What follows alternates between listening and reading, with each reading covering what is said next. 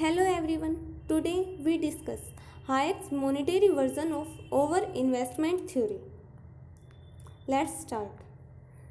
Hayek based his theory of trade cycle on Wicksell's theory of income determination. Hayek की trade cycle की theory Wicksell की income determination की theory के ऊपर based है। Wicksell have analyzed the equilibrium system with the help of distinction between natural rate and money rate of interest.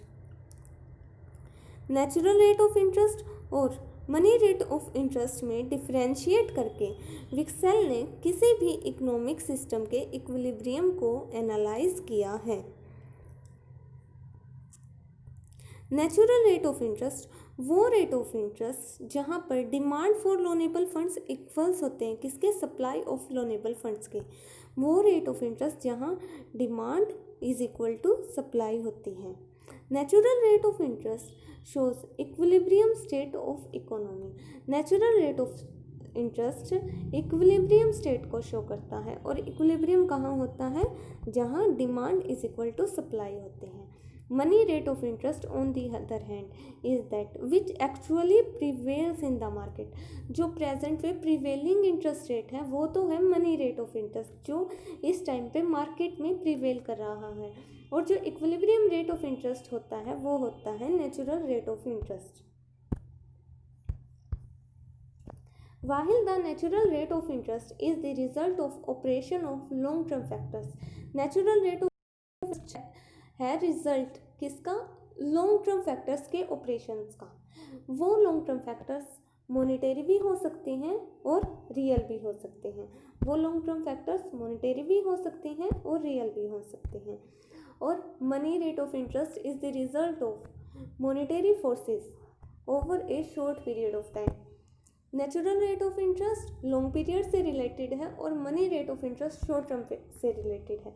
विक्सेल has proposed that when the money rate diverges from real rate there is disequilibrium in the economy। जब money rate diverse होता है real rate से उस time पे disequilibrium होता है। when money rate is not equal to natural rate there is disequilibrium in the economic system। the two rates must brought into equality if equilibrium is prevail।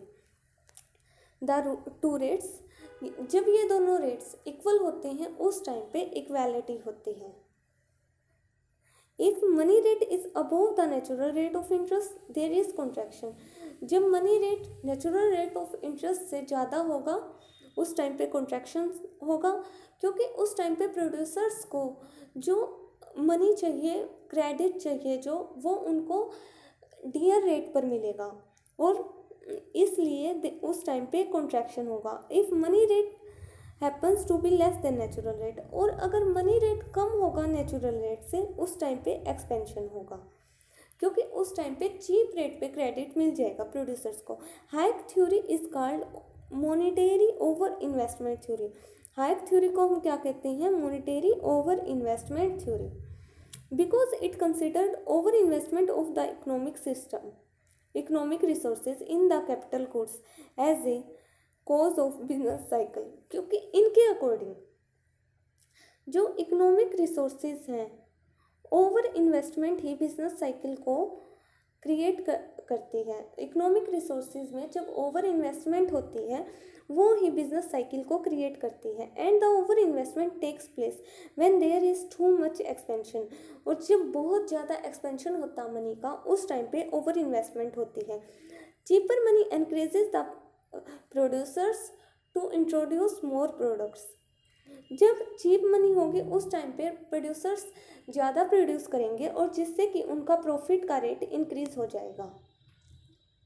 Cheap जब money होगी उस time पे producers ज़्यादा produce करेंगे जिससे कि उनका profit का रेट इंक्रीज हो जाएगा।